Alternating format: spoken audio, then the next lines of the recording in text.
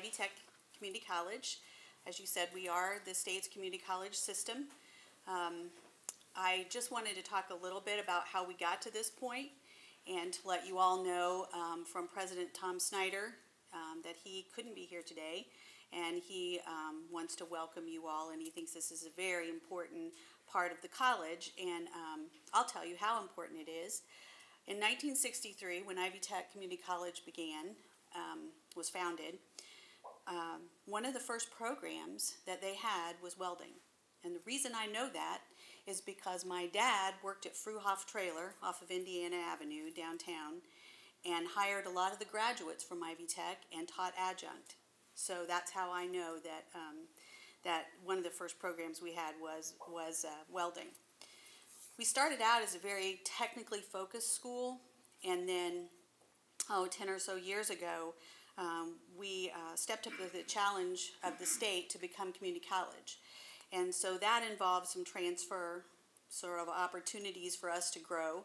And we started to lose sight, really, of our technical mission a little bit. And I see some of you who've been out as long as I have. I've been with college for a number of years, but I know some of you remember that time when we sort of lost a little bit of sight of our technical mission. But I think now we're back on track. Our technical mission is very supportive of Indiana's position as a manufacturing state within the United States, and so we do have a lot of programs with partners like AWS that are model programs that are recognized throughout the country. I don't know if any of you have been paying attention to what's coming out of Washington, D.C. these days, but the Ready to Work report that was just released has cited the community college, or charged the community colleges with being more job focused. So our training needs to become more job focused according to this study. And in Indiana and Ivy Tech, we've known that for a little while. So welding is one of those programs that is very job focused. And so, our students are already on track with that one. So the report also states that employers last year and over the last few years annually spend an average of $450 billion on training. So they kind of expect an outcome, I think, if they're going to spend that much money on training. And so the expectations that we've seen in Indiana have been certification, globalization, and standardization. And we see that all across the board in our technical programs. And so I think that you all today are going to talk a lot about certification over the course of this conference, and that's great because our employers are expecting some real outcomes. So anyway, I just wanted to welcome you from the President's office and to say enjoy your time here. It doesn't always rain in Indiana. It snows and is very cold a lot of the time. So about 6 months out of the year, it's not this good. So anyway, welcome, and if there's anything I can do, please let me know. And actually, Glen is the brains of the whole outfit. I'm just the dressing here. So thank you very much. Have a good conference. Well, when Dennis approached us on this and we were talking about the statewide model and AWS, we were very excited when he talked about us hosting. And Sue and I definitely supported that and got moving on that about 6 or 8 months ago. So nice to see a large turnout like this. And again, we wish the weather was a little bit better, but we think the Brickyard activities are going to be nice on Friday, so we're excited about that. Got a bunch of race fans in here, do we? Yes, there we go. Yep. I know we got more than that. So. But what I wanted to do is talk about what we're doing with our new system with the Ivy Institutes, and also about what certifications mean to community colleges, industry, accreditation bodies, and students. And then we got some really neat activities with our students, and we think that the more you can bring the fun environment to the education, the more they're going to embrace the competencies that they're learning to be successful in industry. As Dennis said, we're the state's largest system of student enrollments, and you'll see compared to Purdue, we'll have some statistics on that, but the growth has just been phenomenal here with the Ivy Tech system. we have grown 62% in the last 6 years. And as you know, in education, growth comes major pain on trying to build the equipment and the staff and faculty. So we've been aggressively moving toward that to make sure the students don't suffer with the growth that we are having. And we're focusing on the retention of the future of our students.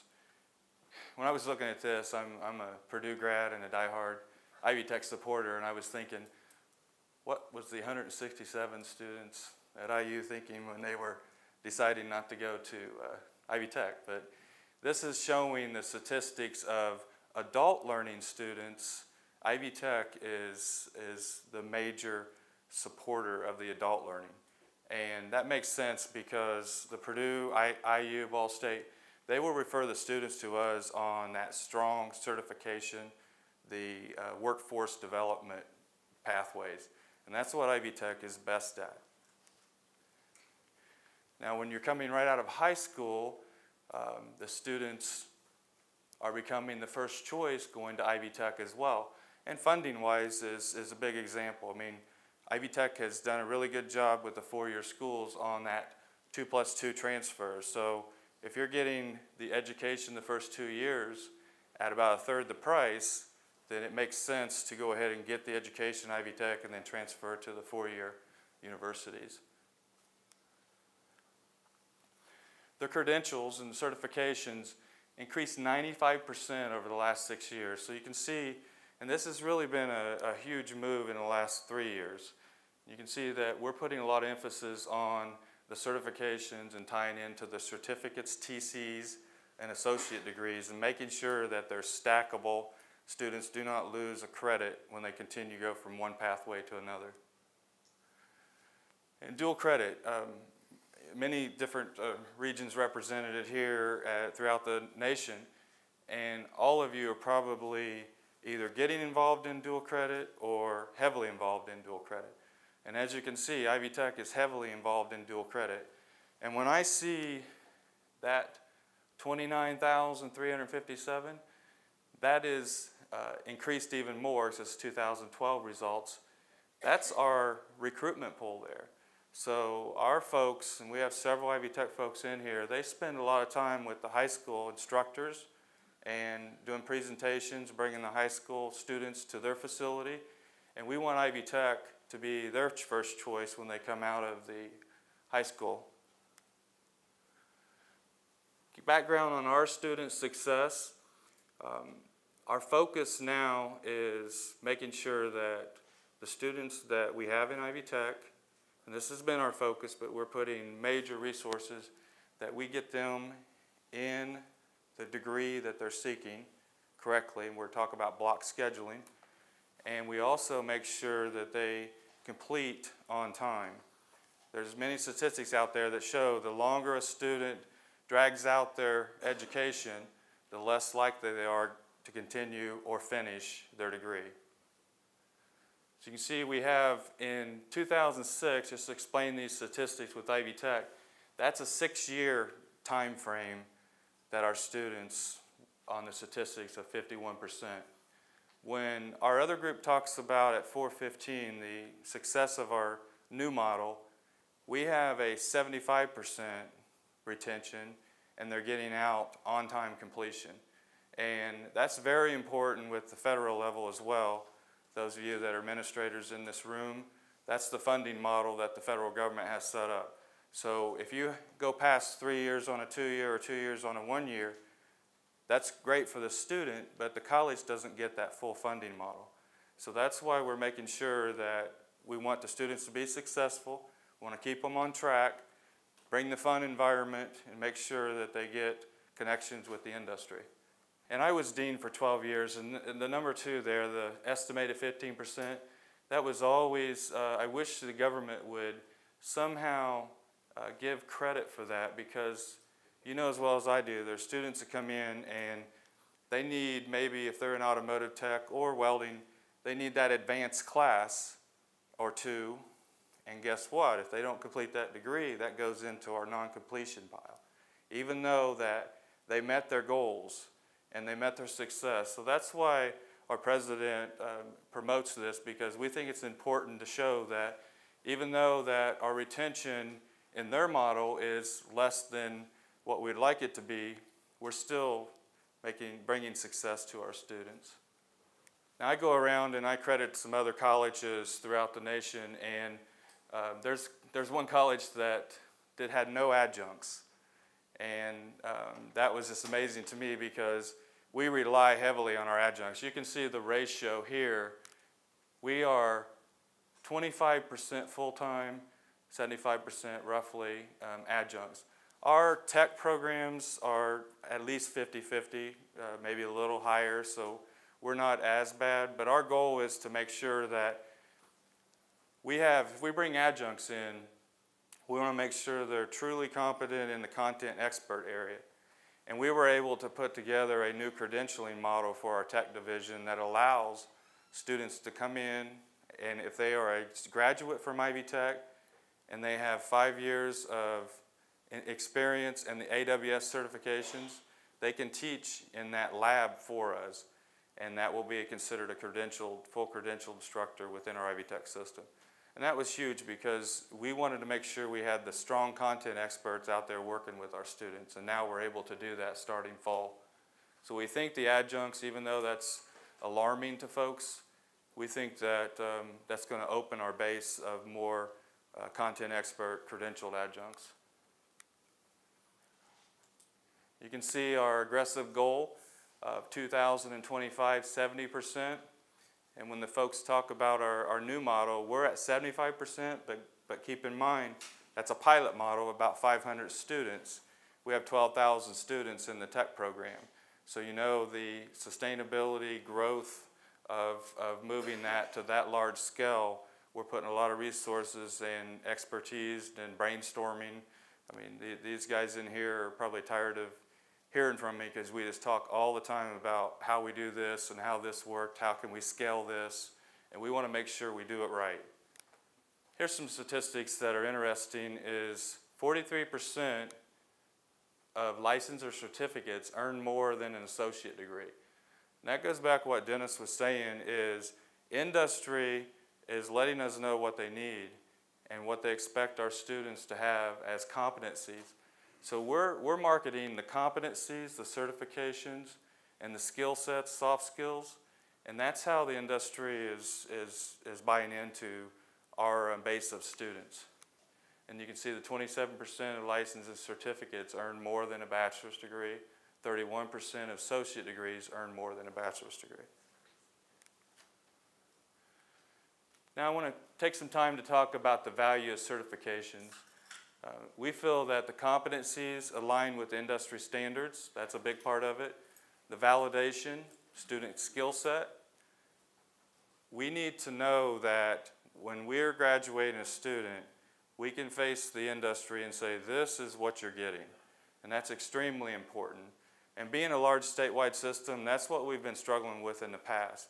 And with our new model, we have a consistent competency-based program that will guarantee a student will have the same competencies, whether they're in the Evansville, the Terre Haute, or clear in the East Chicago area there. So we want to make sure that's extremely important to us. And in fall of 2014, we're bringing this full-blown into this model. And the financial benefits to all. We'll talk about that. So building partnerships for the student success, it's a win-win for everyone. The high schools to community college dual credit.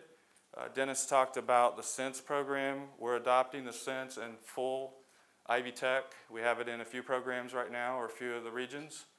So fall of 2014, and then we're working with the high schools. That is their first year, so the question of does a high school student have all competencies in this class, those will not be asked anymore within the Ivy Tech system. They'll have this program blocked.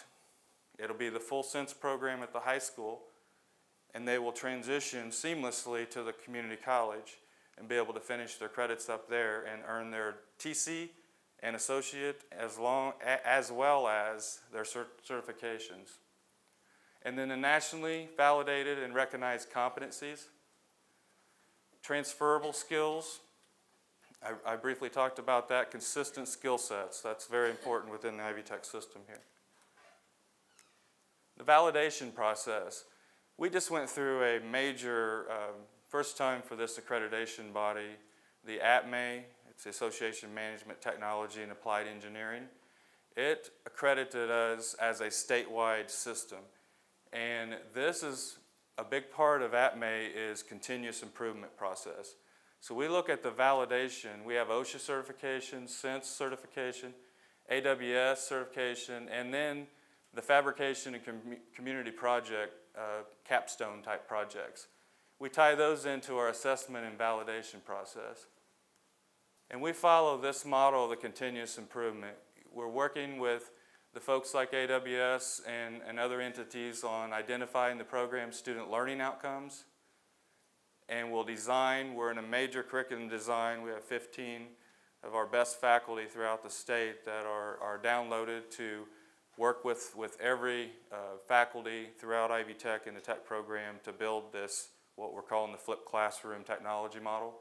And that's what we're doing right now, and we're piloting that and implementing that into the fall of 2014.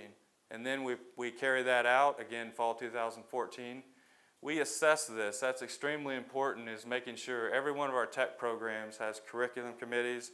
We have surveys to the advisory board, employers. We want to make sure that feedback is consistent throughout the program. And we want to know if a student is not successful in a class, or they have an issue with not knowing the skill sets that industry expected. We want to bring that back, and we want to improve. And that's the last step, is use the assessment results to improve the program learning outcomes. Now, it was late last night when I did the happy, happy, happy there, so I was going to blame it on Bryce over there. On my daughter played that song so much, like happy, happy, happy, happy, happy. So, but I think that really shows the true meaning of the certifications. And it's not education. No one's getting rich in the education arena. We're here for the passion that we have for student success and making a difference to make sure that we're competitive globally as well. When you look at the accreditation bodies, we deal with many accreditation bodies, and we appreciate what they do with the sector marketing, the industry promotion and validation. When we're putting AWS on our website, we know that AWS has validated that internationally. So when you're looking at if a student wants to cross the Indiana to Tennessee or go to Germany, they know that AWS is a valid competency. Same way with the college and technical schools. We do get funding for certification. So at the state of Indiana, most states are set up this way, that there's a pie that Purdue and IU and Ivy Tech, and that's where Sue's and President Snyder's level is go in and show the certifications, do the documentations, and we're able to bring that certification funding and upgrade our equipment and do other improvements for our students. And the certified students, this is extremely important. It's all about the students. Proven skills equals increased pay. We're seeing that over and over on the certifications. If they're earning this certification, they're able to go out and get an increased pay or get that job other than someone that might not have that certification.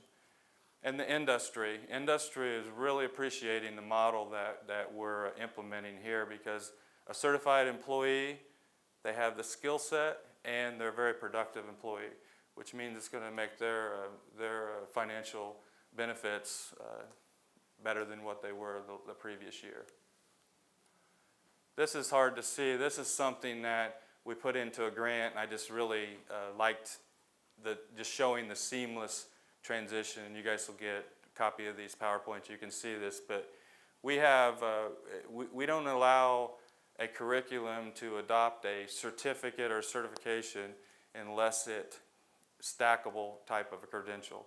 So we want to make sure that a student doesn't take, for example, this welding certificate here, and then not 100% of that must go into the TC.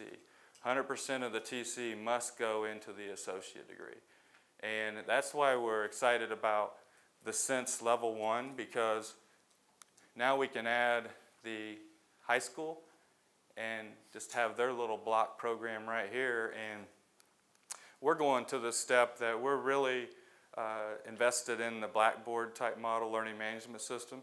So we're building flipped classrooms. Our high school instructors are dual credit. They are part of our instructors. They have all full access. So what's a better way to make sure that we have a seamless transition?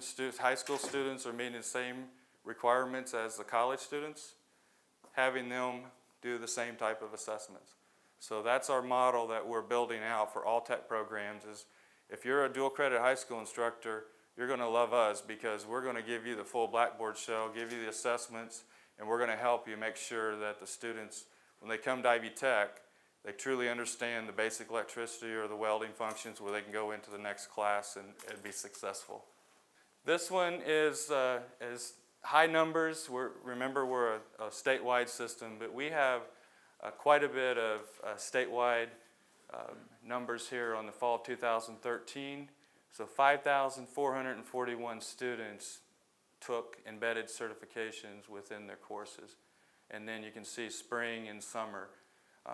Technology is probably the leader over the last 2 years, and our group that will be speaking at 4:15 will talk in detail about the amazing welding numbers on certifications and the pass rates that we've been able to obtain.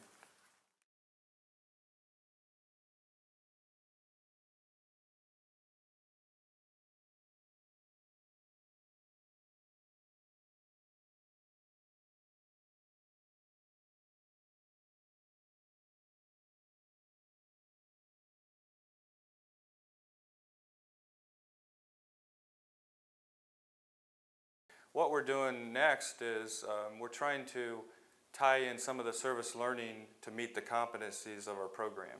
So if they can go out, it's just no different than a co-op internship. They can go out. We're working with Habitat for Humanity for the HVAC program. They had a huge hurricane, and one of the Henryville, if you guys are familiar with that, they took a pretty good hit, and our Sellersburg folks in the Institute HVAC program went out and did a lot of service learning projects there. And they didn't get credit for it, but we thought if they're going out there and reinforcing those skills, then maybe they can meet some of their competencies in that way as well, like we're doing with the co-op internship programs. Again, racing, I thought this would be neat to show since we're right in the middle of Brickyard. This is coming from one of our Muncie Institute grads. The last thing I wanted to talk about is a project that it's an interdisciplinary project within the tech schools, and we started this out in Lafayette, Ivy Tech, and we partnered with a grant that I wrote with Purdue University on a DOE grant, and we were funded a lot of electric vehicle technology, the curriculum for that, so it's a little heavier in automotive, but when you're looking at welding, a lot of our industrial tech automotive folks need to know how to weld. So what we did with the program here is we brought the tech programs and some of the marketing programs and tried to work this as a interdisciplinary type project throughout the region. And we're branching that out to the other programs throughout the state. And we run these at the Indy 500, right in the middle of the heart of the Indy 500 time. And our students, they got second and fourth place in the 2 races last year. Just bringing the excitement, that's what I talked about earlier, is the fun into education. The welding folks, the students, you can see they had the little funny cart there. We had to, when we first started this, it was a competition of pit crews, so we had to take the lithium-ion batteries out because they don't have a life cycle that can run but about 50 laps on our design. And it was critical to make sure we had the welding folks fabricate where they could easily get that roll cage out during a pit stop. So you can see what they did on the roll cage there. They also had to fabricate the battery boxes. And you can see the battery boxes there are fabricated and to handle the weight of the lithium-ion batteries. And then the Purdue and Ivy Tech specs that the race had to follow had specs for the bumpers on the front and the rear as well, plus many other things that they did. It was a really neat project. This is we had 3 years of it and 4 carts in the race. There's been the China schools, Germany. There's been many other colleges that have participated in this, along with the Purdue engineering and technology students. We had about 36 drivers last year. A few pictures to show the fabrication involved. You can see the welding. These are the things that we're going to embed into our blackboard, and our crew will show you the neat things they're coming up with on the camera technology to build that as well.